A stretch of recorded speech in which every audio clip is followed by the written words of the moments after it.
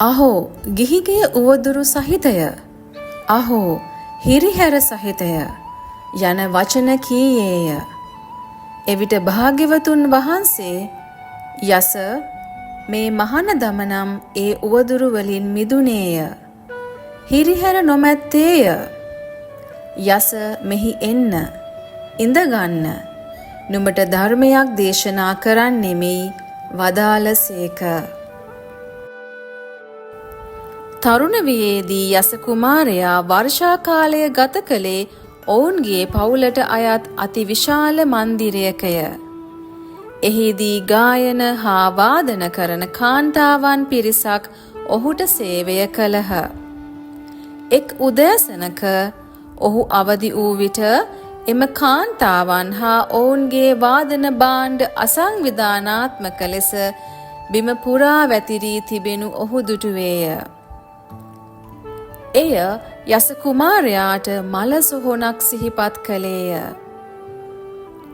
එවිට ඉන්ද්‍රිය සැපයන් තුල ගිලී සිටින ජීවිතයේ අනිවාර්ය අනතුර ආදීනව ඔහු දැකගත්තේය. එම නිසා ඔහුගේ සිත එවැනි ජීවිතය පිළිබඳව කලකිරීමට හා විරාගයට එනම් නිබ්බිදාවට පත්විය. ඉන්පසු ඔහු එම මන්දිරය අතහැර ඉසිපතන මිගදායේ දෙසට ඇවිද යන්නට පටන් ගත්තේය. අහෝ ගිහිගේ උවදුරු සහිතයි. අහෝ හිරිහැර සහිතයි.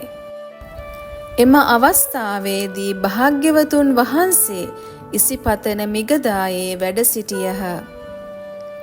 ඒ වන විට දින 5කට පෙර උන්වහන්සේගේ පළමු භික්ෂූන් 5 නමම අරහත් භාවයට පත්ව සිටියහ.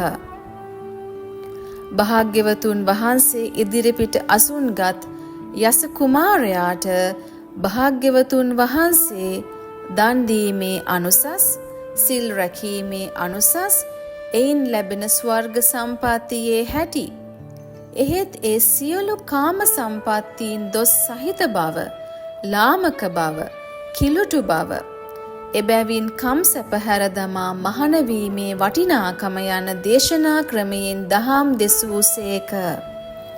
ඒ බණ ඇසීමෙන් කෙලෙස් බරගතිය, කෙලෙස් රළු ගතිය අඩු වී ගොස් යස කුල පුතුගේ සිත මෘදු වූ, පහන් වූ චතුස්සත්‍ය අවබෝධ කර ගැනීමට සුදුසුසේ පිළියෙල වූ විගස බුදුවරුන්ගේම දේශනා ක්‍රමය වූ දුක, දුකට හේතුව, නිවන, නිවනට මඟ යන චතුරාර්ය සත්‍ය ධර්මය වදාළසේක.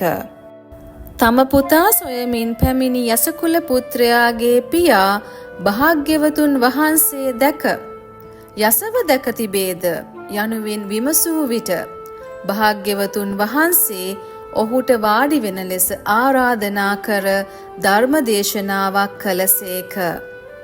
එම ධර්ම දේශනාව අවසානයේ යසගේ පියා බුද්ධ, ධර්ම, සංඝ යන ත්‍රිරත්නයේ සරණ ගිය ප්‍රථම උපාසකයා බවට පත්විය. ඒ සමගම අසල සිට තම පියාට කළ ධර්ම දේශනාව අසා සිටි යස රහත් භාවයට පත්විය.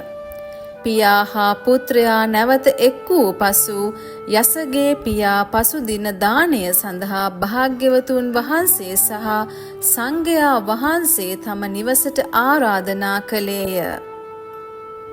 ඉන් අනතුරුව භාග්‍යවතුන් වහන්සේ යසව පැවිදි කළසේක. ඉන් අනතුරුව යස රහතන් වහන්සේ භාග්‍යවතුන් වහන්සේගේ 6 වන රහතන් වහන්සේ බවට පත්විය. සාදු සාදු සාදු.